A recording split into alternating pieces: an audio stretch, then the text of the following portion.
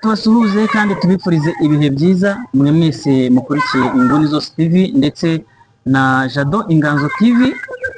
Reka tubashimire kandi by'umwihariko mwe mumaze gukora subscribe kuri iyi channel. Tubashimira rwose mwakoze ikintu gikomeye kandi n'inkunga ikomeye, ndetse tubasabire n'umugisha. Hanyuma rero turi kumwe n'umutumirwa, urabona ni umukobwa mwiza, ntago ari umukobwa, ni umumama mwiza rwose, ni umubyeyi afite n'abana beza cyane genda muzi. Hanyuma twamutumiye imbere ya kamera zacu kugira ngo tugire ibyo tuganiraho, ariko mbere yuko twatangira wenda nk'insanganyamatsiko yacu, reka tumusabe yibwira abadukurikiye. Murakoze cyane, ndabasuje mwese abakurikiye channel yacu. Amazina ni niyo nagize Agnes, ndi umumama. Nuko yari yabanje kuvuga ngo ndi umukobwa kandi ndi umumama. Asa nk'agakobwa nuko bajya ntago rwose uracyari abakobwa rwose. Azabe ndashaje, ndi umumama w'abana babiri. Hanyuma Agnes, reka tumwakire hanyuma tuganire nawe. Muraza nimukunda ikiganiro muragiteraho like ndetse mutere na comment, muna sharing ikiganiro. Hanyuma Agnes, ndashaka ko tuganira. Tugiye kuganira. Wowe uri n'umumama, we numaze kubyara kabiri, n'abandi ba mama usanga bakuzemo ariko wenda nabo badakuze cyane, ari bato. Cyane cyane ndashaka kubijyana mu idini y'abarokore, wenda ADPR za Restoration Church, bitewe n'uko umuntu afite kwizera cyangwa se kwemera. Hari abamama usanga baratandukanye n'abagabo, cyangwa se ugasanga umugabo we yitabye Imana, ugasanga asigaye wenyine, hanyuma agafata icyemezo akavuga ngo njyewe nzarera abana banjye ariko nta wundi mugabo nzashaka. Wabyumvishije? Yego, ndabyumva. Ndetse rwose akavuga ati njyewe umugabo wanjye ni Yesu, nta n'undi mugabo tuzaryamana, mbese akumva ko ngo azaguma muri ubu buzima. Ese ibi bintu ndashaka tubiganira, ibi bintu koko bibaho cyangwa ni ukudufera, ni ukutubeshya? Yego, birashoboka ko byabaho. Ndashaka ko ubimbwira neza, wenda n'abadukurikiye bazatubwire kuko ni ibintu bishoboka. Kuko biragoye kuba wambaye umubiri none ugifite amaraso mato, uvuga ngo ntabwo uzashaka undi mugabo cyangwa se ntuzakenera umugabo. Birashoboka cyane, kubera ko buriya hari ukuntu buri wese imbaraga zacu ntabwo zingana. Imana yigeze yabwira Gidiyoni ngo Gidiyoni we, ngo genda uko imbaraga zawe zingana. Ni ukuvuga ngo njye nawe ntabwo imbaraga zacu zingana. Ni ukuvuga ngo hari igihe njye nshobora kubyihanganira ariko undi ntabyihanganira. Ni ukuvuga ngo rero ubwo sinajyaho mvuge ngo ntabishobora cyangwa undi nawe ntiyabishobora, kuko twese ntabwo imbaraga zacu zingana. Yego, hari ababishobora bakabaho rwose, nimba umugabo wiwe yarapfuye akarinda n'undi mugabo, yego, akarinda asaza akabaho akavuga ati njyewe abagabo ndabaretse rwose, nzarira abana banjye nigendere muri Kristo. Aho ngaho reka turebe, we turareba ku byo bw'umugabo wo kubana, ariko si ku buryo atazanagira bwa bushake bwo kuba yakora imibonano, sibyo, n'umugabo ngo bahure n'undi mugabo bayikore. Yego, birashoboka. Mbese yikingirije agahuku yuko ari umurokore, abatigewe burangi sinsambana kandi nta mugabo agira. Ibyo bintu biragoye kuba uri umugore ukiri na muto ugifite amaraso ashyushye, ubwe ngo njyewe ntabwo nzigera nkora sexe, nzabaho njyenyine, nta n'umugabo nzashaka. Ibyo wenda birashoboka ko utashaka umugabo, ariko se ukazabura n'umugabo wajya ugukemurira ikibazo mu gihe umubiri wakureze, mu gihe wabariwe n'umubiri. Birashoboka, ariko hari n'abo bitashobokera cyane rwose. Njyewe ku bwanjye ntabwo nakwishobora rwose. La majorite ubwawe ntiwabishobora. Reka ntabwo nashobora, wowe wahita wishakira undi mugabo, cyangwa se ukavuga uti nta mugabo nziteza ariko nzaza ashaka wa wundi uzaza akankemurira ikibazo. None aho ngaho ntabwo waba ukirisitutse rwose, aho byaba ari ibyaha waba ugiye gukora. Wagenda ukavuga uti Mana rero ubu buzima bwo kubaho, ariko ndavuga ko ubwanjye ubu buzima bwo kubaho njyenyine sinabushobora, Mana we, ubwo rero uzana umugabo. Ese kuki umuntu nk'aba barokore, harimo pe abavuga ati njyewe bitewe n'ubushake bwanjye ndashaka undi mugabo tuzabana? Turabihera wenda nko ku mugore wa nyakwigendera Pastor Theogene, uyu bita Asiya ndamuzi. Birimo biranavugwa yuko ngo yaba n'ubundi mu minsi mikeya rwose araza gukora ikindi gikwe. Uriya rwose we kuba yagize ayo mahitamo ngira ngo nta n'icyaha kirimo. Oya nta cyaha kiba kirimo. Ariko noneho hari uwo tuzi nka Mama Sharirene. Mama Sharirene ageze gutya atandukanye n'umugabo babyaranye abana 5 ngo nuko adakijijwe. Aragenda aba muri starago ziwe arabwiriza ubutumwa, Imana iramufasha imuteza iteka, abantu benshi bagenda bamukunda baramufasha, ndetse byageze naho umugabo we ngo batandukanye mbere yaje kuza gukizwa nawe, nandetse anakirizwa mu itorero Mama Sharirene yakoragamo, yasengeragamo ari Nyakabanda. Hanyuma umugabo aza kwegera n'abakuru b'itorero n'abakozi b'Imana arababwira ati yewe kubera ko namaze gukizwa nkanabatizwa rwose ubu narahindutse mwamfasha, hanyuma umugore wanyu mukongera mukaduhuza. Mama Sharirene avuga ati ntibibaho njyewe ntabwo twakongera gusubirana, nzabaho ukwanjye, abana bawe uzabafashe cyangwa ubareke. Ndetse bigera naho Mama Sharirene ajya no gukodesha ahantu rimwe na rimwe n'umugabo atagombaga kugera gute kugerayo kugira ngo atamureba. Mu minsi mikeya twajyaga tubona Mama Sharirene yikaraga ahantu mu cyetaje cyiza, aya abantu yarabyibushye yarazanye ikibuno, yarabyibushye yameze neza rwose. Rero biza kuvuga yuko hari umugabo ngo wamukunze, ni umugabo ngo wo mu bihugu by'Uburayi hariya, w'umupilote utwara indege. Urabizi ko abantu b'abapilote bahembwa amafaranga menshi, bagafite nyine ubwo Mama Sharirene agira gutya, uwo mugabo aramubwira ati rero naragukunze kubera ubutumwa utanga, kubera inyigisho wigisha, kubera ikikurimo, ariko ndashaka kugira ngo ngufashe. Umugabo nawe ashobora kuba wenda yarabitangiye agira ngo azabone uko akurura umutima we. Umugabo atangiye kumufasha mwishyurira inzu aho ngaho yabaga muri iyo etaje, umugabo niwe wamwishyuriraga. Ndetse abana ba Mama Sharirene bose bigaga ku bigo byiza, umugabo niwe wabishyuriraga. Ibiryo baryaga umugabo yabahahiraga, wabyumvishije.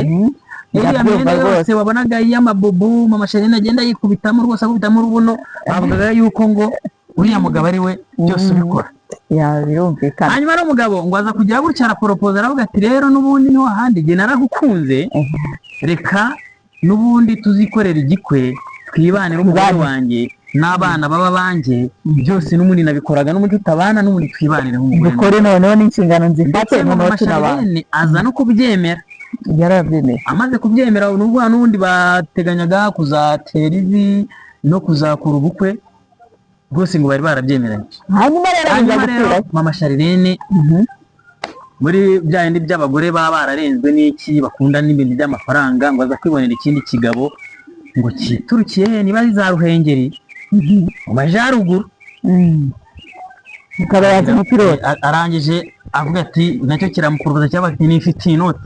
Kandi icyo kigabo ni bya bigabo biba bifitiye inote za danje ariko bidakeye, bitoga, bidafura.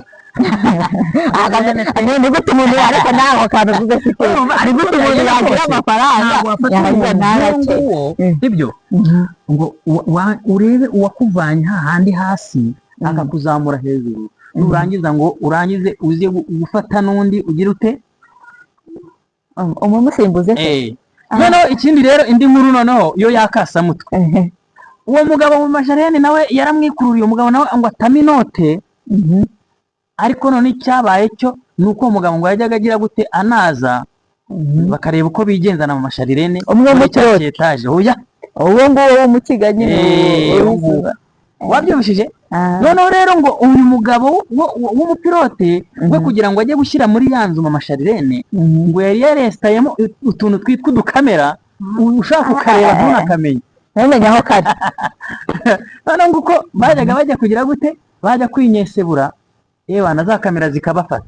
Uwo mugabo rero ngo hari ukuntu yari yarabihuje na telefone, yabizi ko hari kamera bahuza na telefone kuri internet, akajya yirebera ibintu bari kwikorera. Noneho ngo umugabo aza kumanuka aza mu Rwanda, ifuhe ryamwishe nyine ndetse n'umujinya araruka, ageze ku gipangu arakomanga. Mu gukomanga Mama Sharirene abatsoninde bakimera kumenya ko ari we Mama Sharirene ibitabivunira mu mata. Ubwo yanze gufungura, ubwo hari mwiki mu nzu. Nuvuga ngo uwo mugabo ashobora kuba yararimo cyangwa se atarimo ariko wenda amakene bati uko byagenda kose umugabo yabimenya, ariko njye ntekereza ko ntabwo yari kwanga kumukingura hatarimo undi mugabo mu rugo, ntabwo byashoboka. umugabo arangije undi bwo yagize gutya arahindukira aravuga ati kwa Heri nayo nagutayeho nayagutayeho, ibyo nagufashije nabigufashije, ibyo ngibyo Imana izabimpembere, ariko kuva uyu munsi ndahagaritse. Nibwo rero ngo amashuri yarahagaritse, ibyo kurya arabihagaritse, kwishyura inzara arabihagaritse, nyir'ibyondo rero ti ko mutari kunyishyura bimeze bite. Nibwo rero twabonye Mama Sharirene bamuhambiriza utwe, bamumanukana muri ya etaje bamusohora hanze. Hanyuma rero icyo rero nari nkomeje kuri ako kantu, Mama Sharirene ni umuntu wavuze ubutumwa, ni umukozi w'Imana uzwi cyane mu Rwanda ndetse no hanze, ndetse yagiye anigisha n'ibintu bijyanye n'imibano n'ingo, imibanire myiza. Ariko uyu muntu yari yariyemeje ko nta wundi mugabo azashaka, ndetse ngo agiye kuzagira gute kwirerera abana gusa, kuko n'umugabo babyaranye abo bana yari yaranze ko basubirana. Hanyuma uretse nawe ubu ngubu koko ubu hari umuntu wavuga ati wabeshya ngo jyewe ngo umugabo bakunda kugira gutya barokore, wagira gutya ari n'umuntu wenda w'umupfakazi cyangwa wenda watandukanye n'umugabo wanamutereta wishakira umusuwagege, ugasanga noneho n'amagambo yawe nawe ibyo bitabo byawe reka tubivuge kubera ko hano ntabwo turi mu rusengero kandi ni ibivugwa, bavuga umusuwagege cyangwa umupuri cyangwa iki, noneho agahita atangira ngo kwa Jinara Yesu ngo jyewe umugabo wanjye ni Yesu. Ntujye wumva hari abantu babakorera ngo umugabo wanjye ni Yesu, ariko bari abantu buriya badufera, buriya ntabwo nabo bajya babikurikirana kwaje bakajya babeshya ngo nta mundi mugabo ngo bazashaka ntawe bakwiteza, kandi ibyo bintu babikora rwihishwa. Buriya agakiza k'umuntu kaba mu mutima wiwe, ntago najya kuvaho ngo mvuge ngo ntibabikora cyane nk'uwo Mama Sharirene umaze kumaho ubutumwa. Gusa hari n'akandi kantu numvishije, nimba yaranze umugabo we ngo ntakijijwe, ntabwo icyo kintu ari cyo kumurokora, kandi umugabo yaraje no gukizwa, ni ukuvuga ngo ndi umukristo ngomba kwera imbuto ntererana wa mugabo mbana nawe imbuto akabasha guhinduka ku bwanjye. Urumva nimba yari yanahindutse akavuga ati rwose ndemera madamu cyo kuba basubirana, cyane ko umugabo mubyaranye rimwe kabiri gatatu kane gatanu, uwo mugabo ntago ari uwo kujugunya cyane.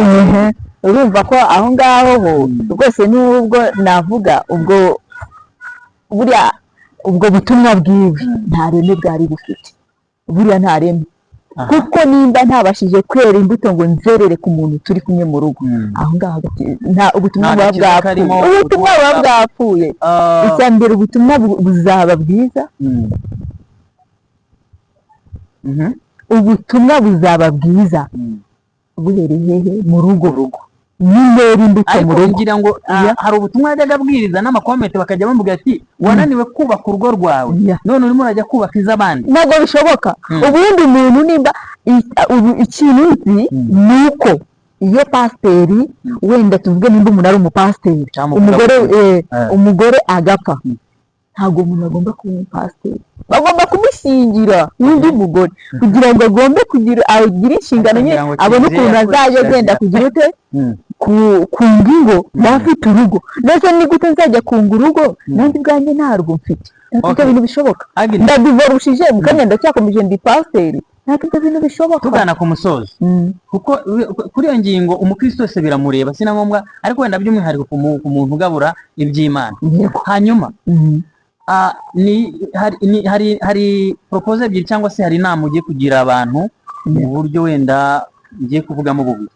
Yego. Ese byaba byiza umuntu aretse gushaka akajya abikora ku ruhande, agashaka umugabo ujye ubimutunganyiriza ariko ntiteze uwundi mugabo, cyangwa byaba byiza ari uko niba yumva afite ubushake cyangwa afite ubushyuhe akishakira undi mugabo?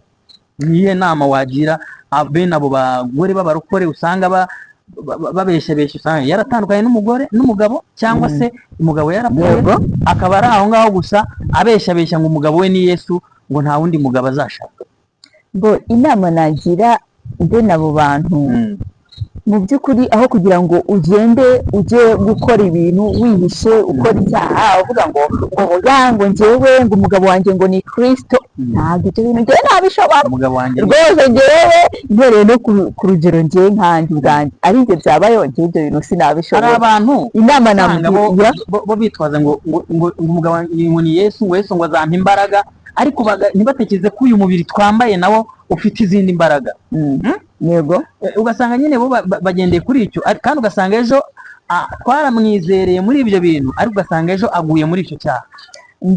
Yego, ntabwo mvuze ko izo mbaraga atazibona pe, kuko na Paul yaravuze ngo nshobozwa byose na Kristo nk'imbaraga. Iyo Kristo uri kumwe nawe aguha imbaraga ukabasha kubyihanganira, ariko mu gihe udashoboye kubyihanganira shaka umugabo bigira inzira. Iryo jambo turabihuza n'iryo Paul nanone yigeze kubwira abakora ino, yabwiraga abasore abwira ati mwebwe rero mwijijisha mujya gutya aho kugira ngo urarikire umwari kandi ukumva iryo rero ryawe rizagutera kumukorera ibidakwiriye. Gufata umurongore kuko nta cyaha uzabukora.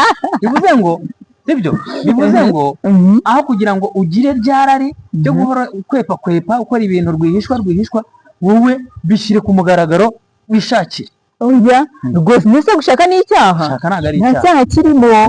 Nimba kubaho bikunaniye kuba wabasha ngo kwirinda uhagarare muri Kristo kwa kundi babisezeranye umugabo wanjye ni Kristo, nimba wumva bikunaniye shaka umugabo. Bivuze ngo rero aba bagore bakiri bato bagashaka abagabo baba batubeshya barasambana. Oya ntabwo ariko bose basambana.